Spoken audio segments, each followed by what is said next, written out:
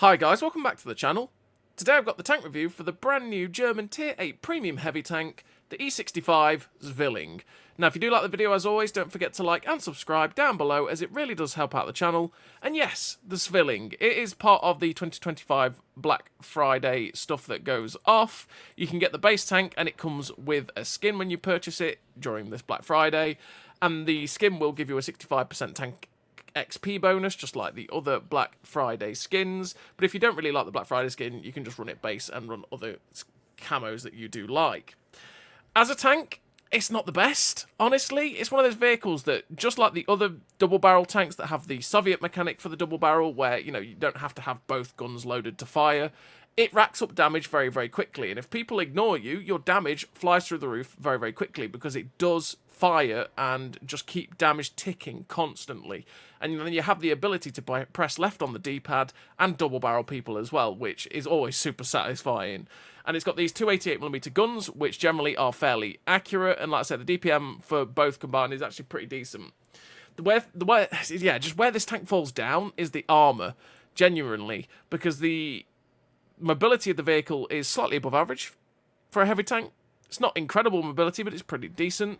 But the armour is a massive fall down. If you're going against tier 6s, tier 7s, and the lower pen tier 8s, the armour on this vehicle feels pretty good. But as soon as you go against the higher pen tier 8s, where they're pushing 230 plus, and then you go against tier 9s with their standard pen and tier 10s with their standard pen, the armour on this tank falls flat very, very quickly. And then if they fire premium, the whole armour falls flat. So basically, most things that have got about 240 plus pen can go through your upper plate really quite easily, which can be super frustrating. Super frustrating indeed. But if as soon as they fire 280 plus premium, they go through the front of your turret at that point, and that starts to get even more annoying when you go hide your hull and think, well, this is how I need to be playing the tank. I need to get hull down, make sure that they're accentuating the angles on the turret, and make sure that they're only really able to shoot the turret and bounce. It doesn't happen. As soon as they fire the premium pen from tier 8, 9, and 10, generally, they go through the turret front, which is really annoying. The armour on this vehicle does not hold up.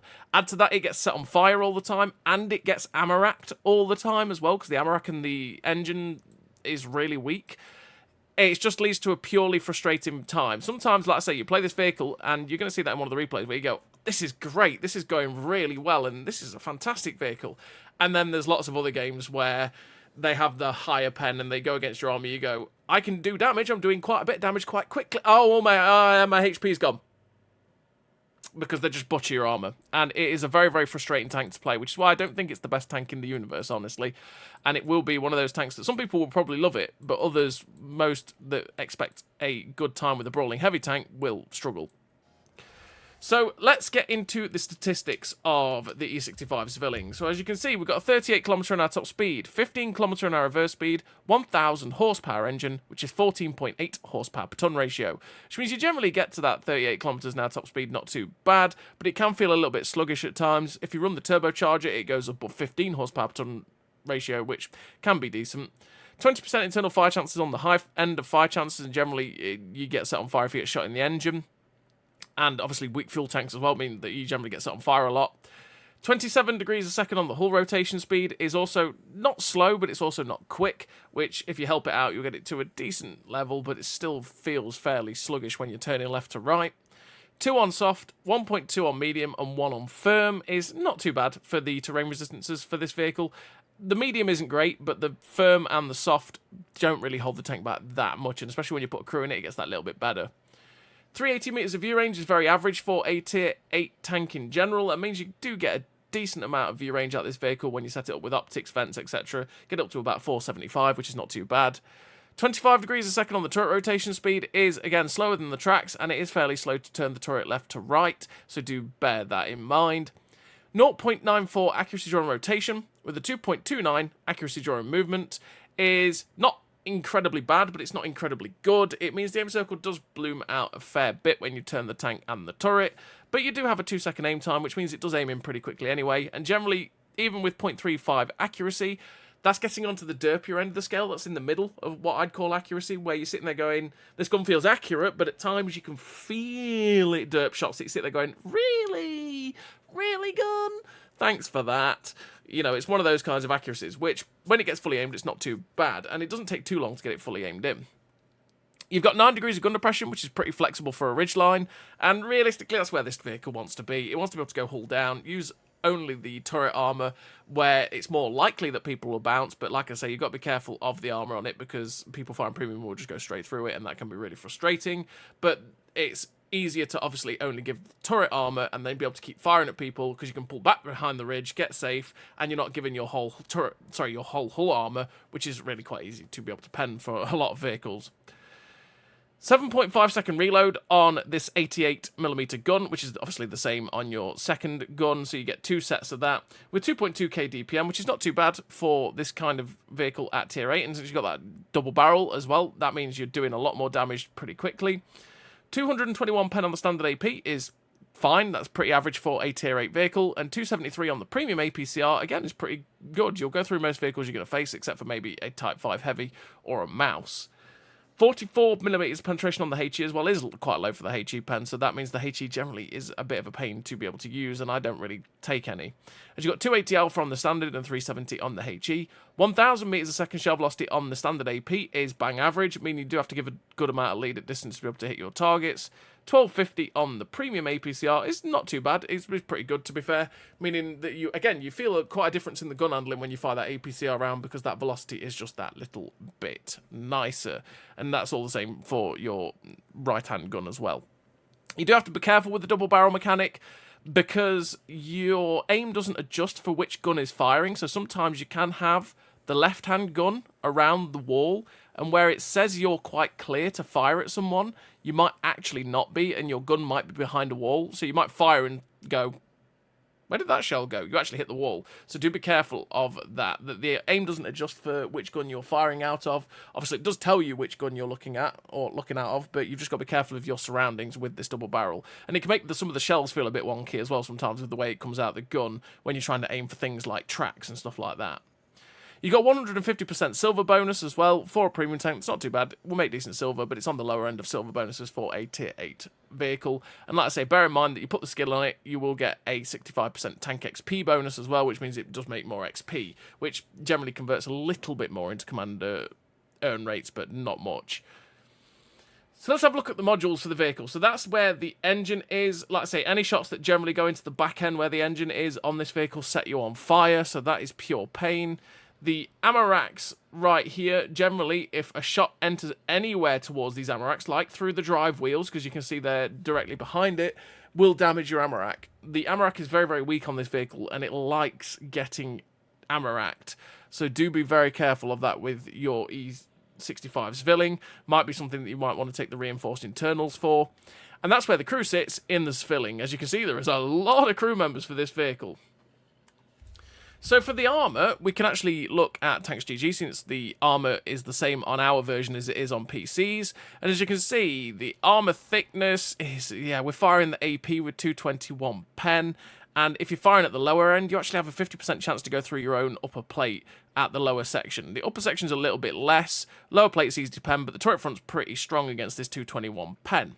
You've got to be careful of these cheeks, which makes it near impossible to side scrape in this vehicle, which is absolute pain, because that's where you get the strength of it in a Tiger 2 or quite a few of the other German heavy tanks, is that they don't have this kind of cheek on the hull, which means they can side scrape fantastically. Now, you can bounce shots off of here if you're not exposing this cheek, but it is super, super difficult to not expose that. And as you can see, it is very, very weak as soon as you turn.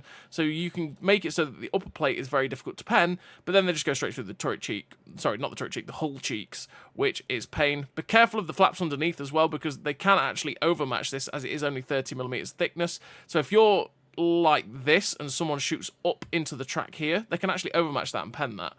Can't do it on the Zwilling because you've got an 88mm gun, but it's 90mm or 91mm caliber guns or higher that can do that, so you do be careful of that.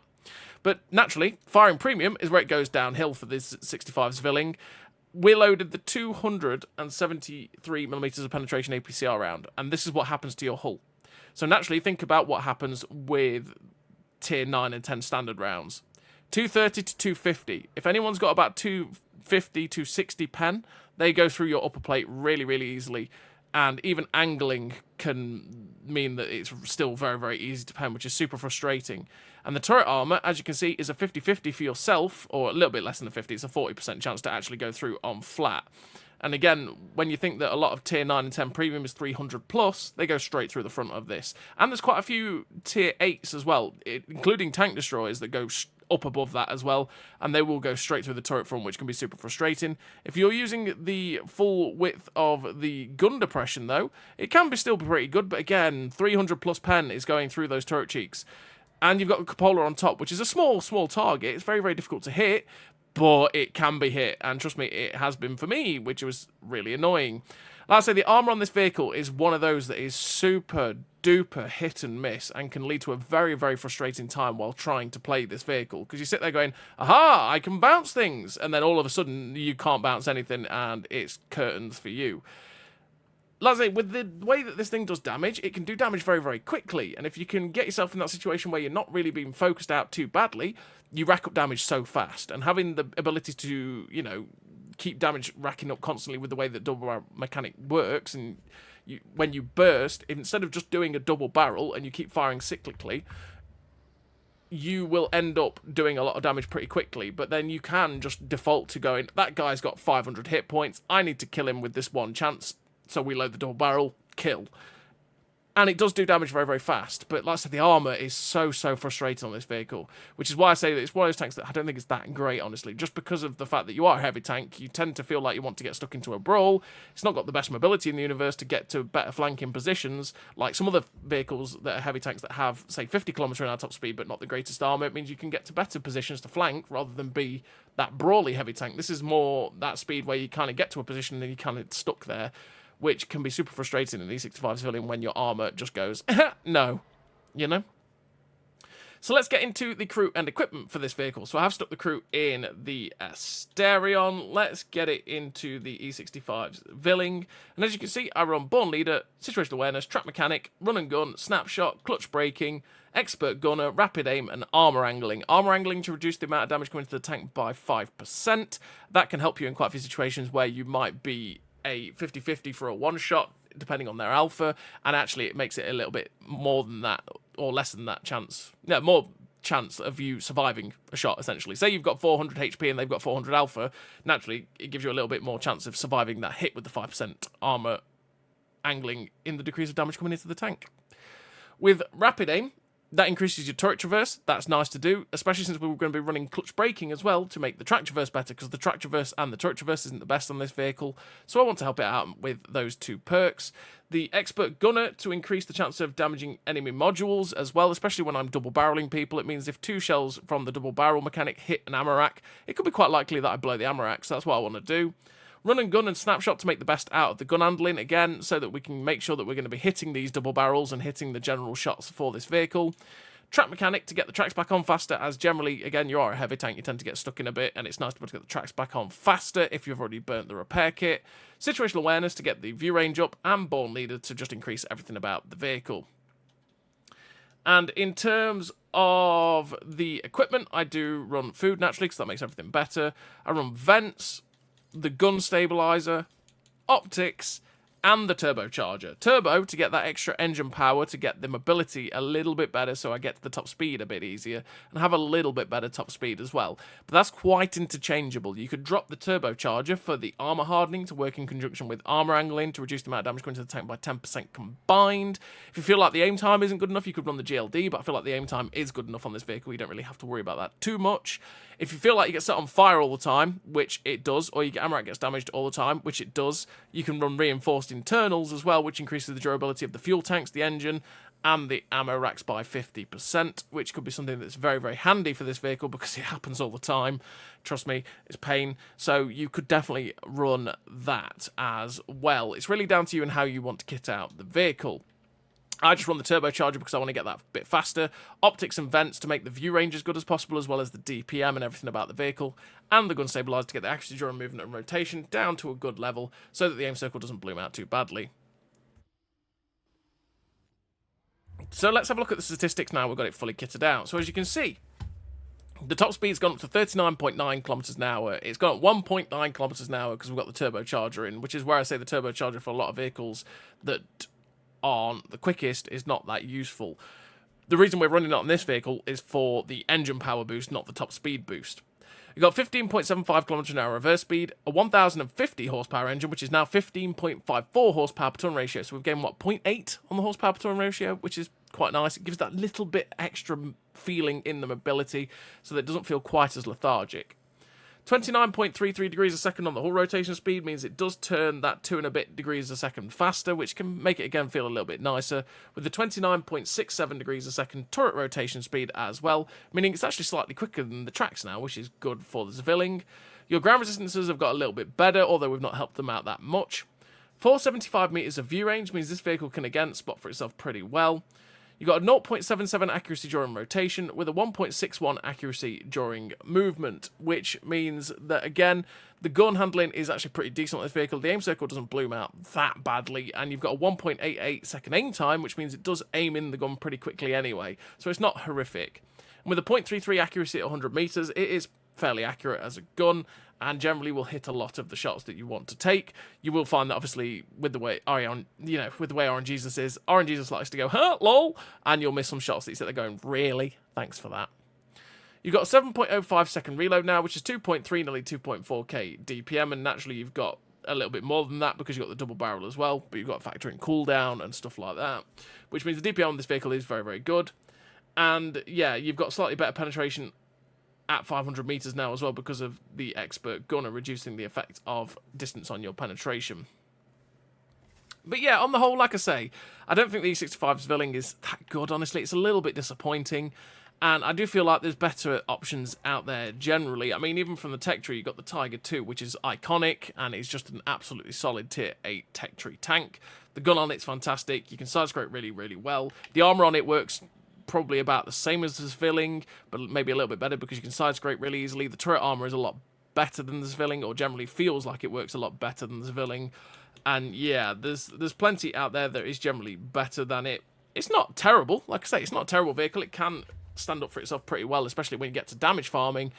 But yeah, it's not the most incredible vehicle that you sit there going, I have to have this vehicle. If you enjoy double barrel vehicles, you'll probably enjoy this one though, because the double barrel mechanic is fun to use. But yeah, that's the E65 Zwilling. So what I'm going to do now is send you out into the replays where you can watch this tank in action, see how it handles, and just see if it's a little bit of you or not. So as everybody, I'll see you in the replays. So here we are in the replays with the E65 Zwilling, and this first replay we're here on this map, which is Serene Coast. And what I want to do on Serene Coast is try and push to the position at C1 where I can get hull down, showing in my turret, and then keep popping over with the 9 degrees of gun depression to keep pumping rounds out. This first replay is a fairly average experience of the tank, and generally it's where you're going to see that you can build up damage quite quickly with these dual barrel 88mm guns. But as soon as people decide to push you that have got decent pen on their guns, they go through your armor very, very easily, and your hull armor just goes, oh no!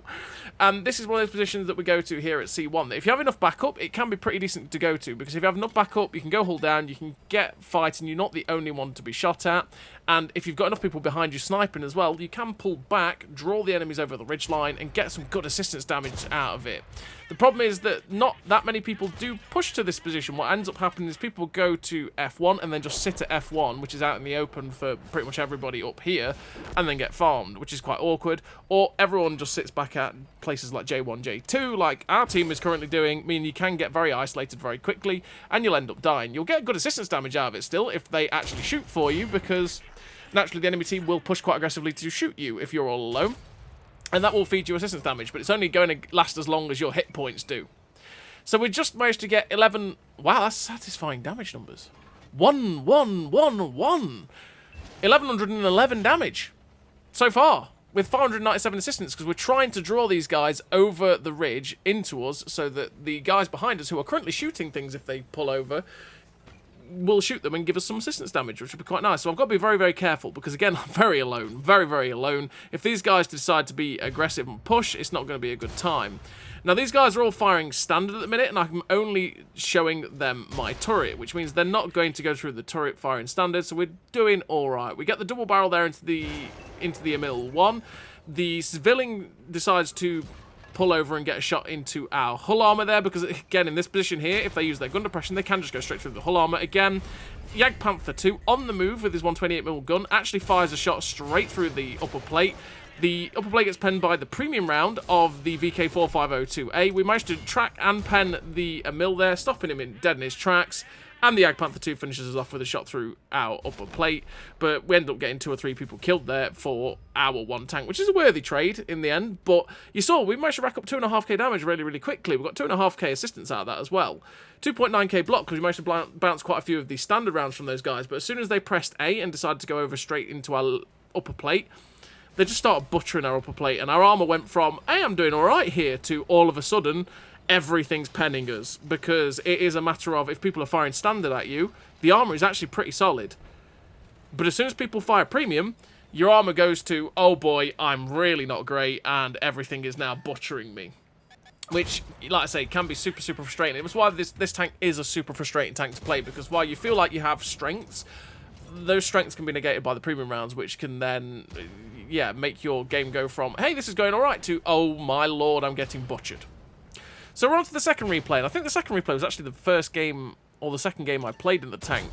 So I'm not quite used to how the armor's actually doing at the minute. We've managed to get 2 shots there into the AT-15. The BZ-166 fires heat and goes straight through the upper plate with 270 pen heat rounds there, because that's exactly where it hit, which is pain. And we couldn't quite back up there because the Type 4 Heavy was trying to come around the corner, which was also quite awkward, but we weren't quite close enough to this building on our left, which meant we were blocking it a bit for the Type 4 Heavy to get round us.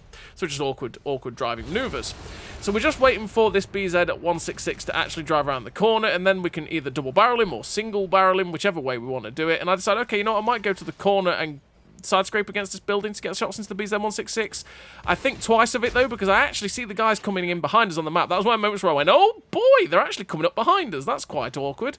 So we back up so that they can't shoot us round this building, and we're going to go try and deal with the guys that are coming in behind us at E4. We've already got the double barrel into the LTTB. We get a shot through the cupola there of the M48 round panzer, but I got to be very, very careful, because I can't really side scrape off this building very easily, because if the BZ-166 from earlier decides to drive around the corner, he can shoot us in the side from that position. So that's, yeah, not what we want to do.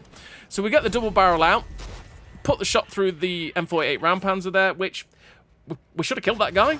We hit him for 513. We had 560 combined if we hit him with both double barrels, so we end up not managing to kill that guy, but we have to put the extra shot in to do it. Bit unlucky, but we don't know again if he's running armor hardening or armor angling, you know, that sort of thing, because you just don't know if people are running them or not, which is why armor hardening and armor angling, armor hardening and armor angling should be HP buffs, not damage RNG reductions, but hey ho.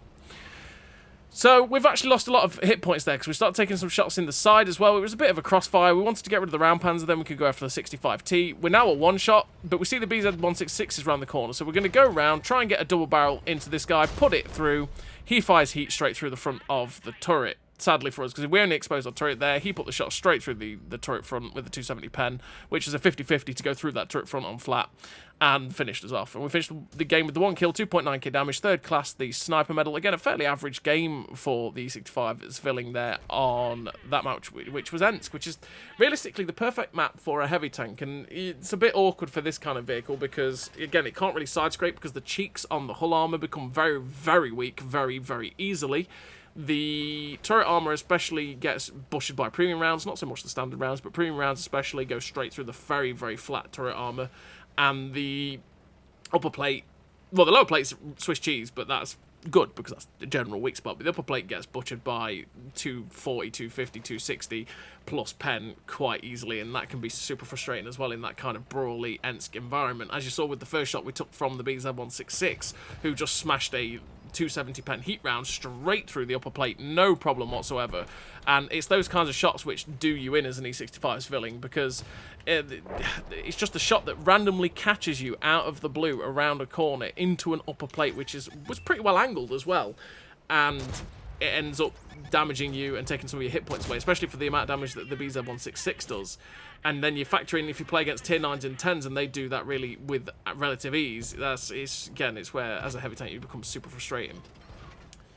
So we're on to this third replay, and this third replay we're here on this map, which is Ghost Town. On Ghost Town, we are against tier 10 vehicles. I see this 277 coming after us, and I thought, oh boy, he's coming after me. But in fact, he was dissuaded because we have a heavy tank behind us and another heavy tank on the corner at F4. And then I'm not quite sure what the 277 is actually doing. He's just decided to go, okay, I'm going to run away now.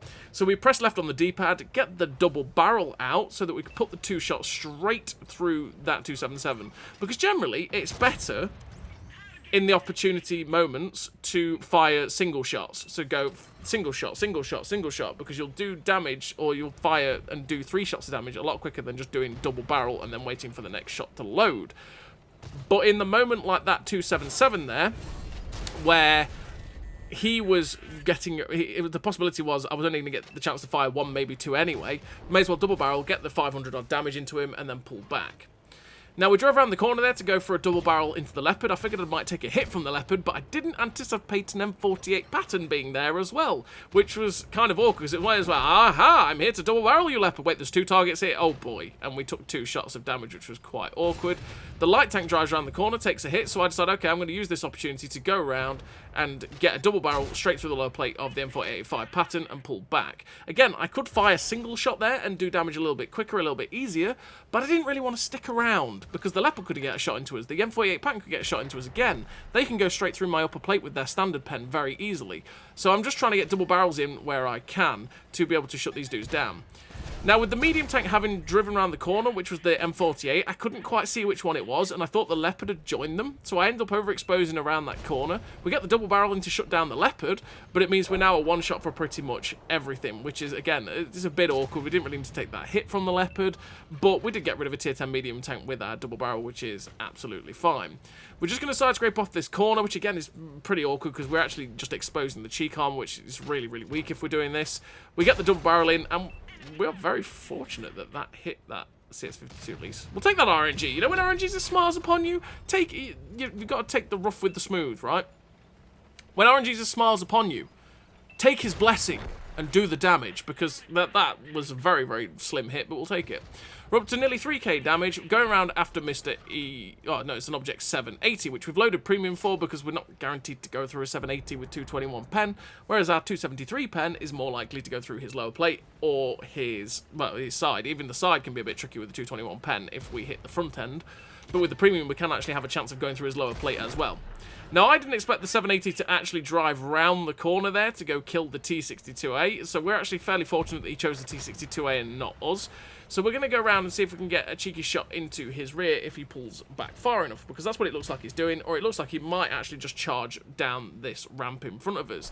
So we're just waiting to see if he does. He gets a shot into the Motherland, and I think, well, now the Motherland's dead, surely he's going to drive out in front of us. We've got the double barrel ready to put a double barrel shot into him, and in fact, he's turned around to deal with...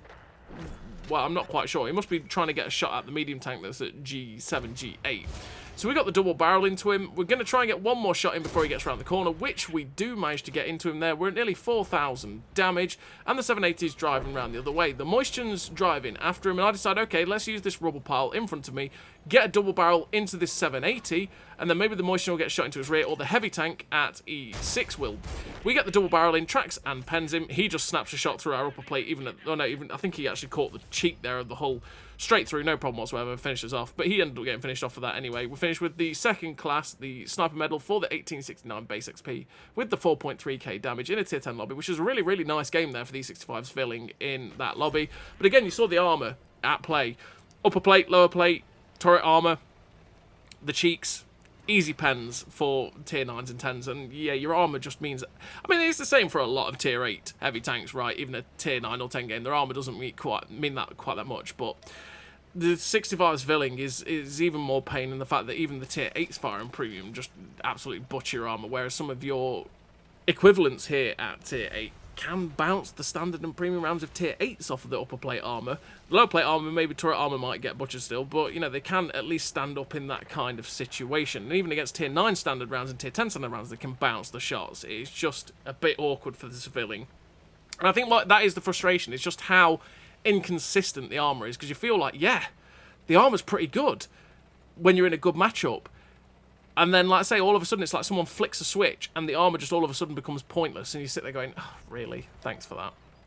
So we're into this fourth and final replay. Best game I've had actually in the tank. It's a pretty damn good game coming up. We're in very, very good matchmaking, so we're going to try our best to make the most of it. So we're going to push up to this rock on our left so we can side scrape off it, so we can use it as good cover. And we're going to try and farm up this T-44, who's in a bit of an awkward situation. He's got the 122mm gun, which on that tank is really not great. So we managed to put a couple of shots in. And again, I could have double-barreled this T-44 quite easily. But I actually do damage a lot easier just by staying single shot, and that's what we're doing. The Tiger 2 over there managed to actually put a shot through the cheek of our hull armour when we were side scraping off the rock there to get shots into the T-44, which was, again, a bit awkward. So I'm just trying to make it so that my cheek isn't going to be poking around this corner that easily. We're going for that track and pen, but we sadly don't track the Tiger 2. We do pen it, though. And just as we go for that second shot into that same area, they do manage to angle their armour, meaning we bounce. The T-44 just drives out and goes, "Yes, kill me, please." And we say, "Sure, I'll take the kill. Thank you, T-44. That's really kind of you." The Dreadnought drives out. We go for the track and pen there.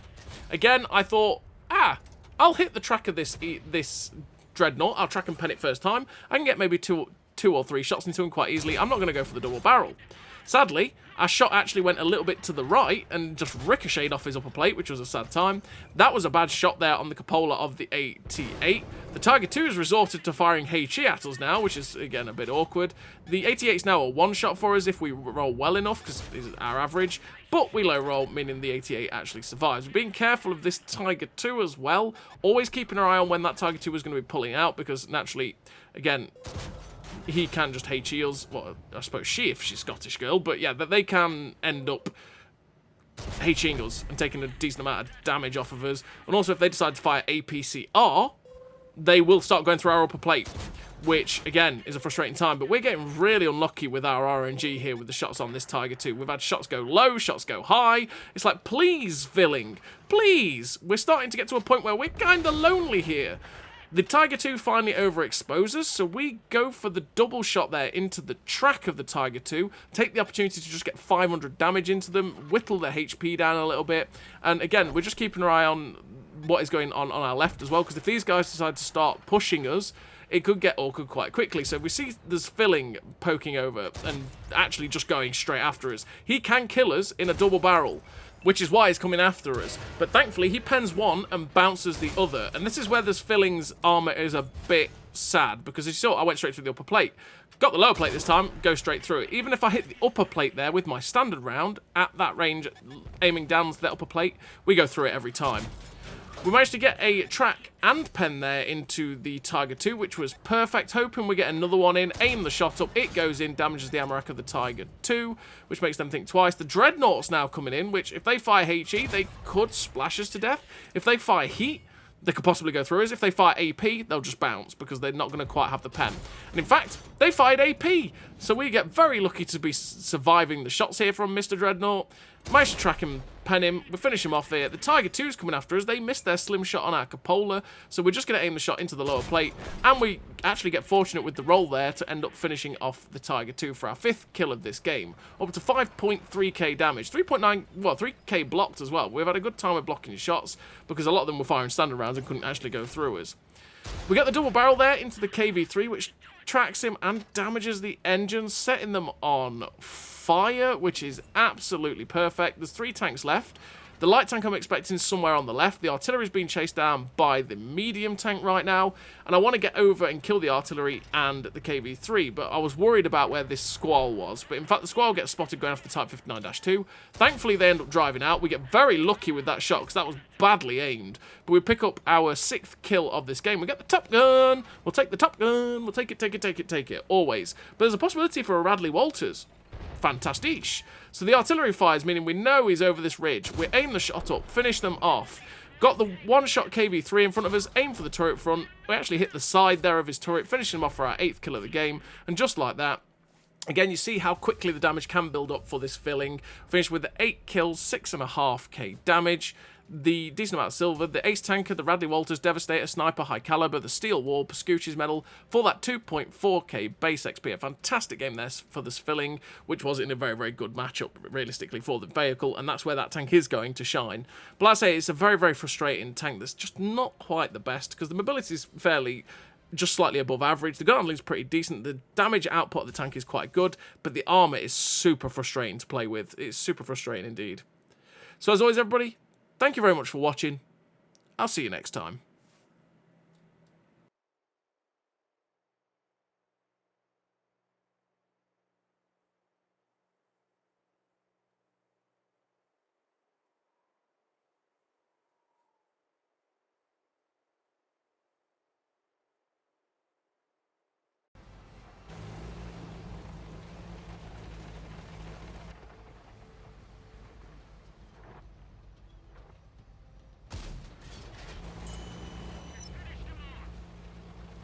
A great success!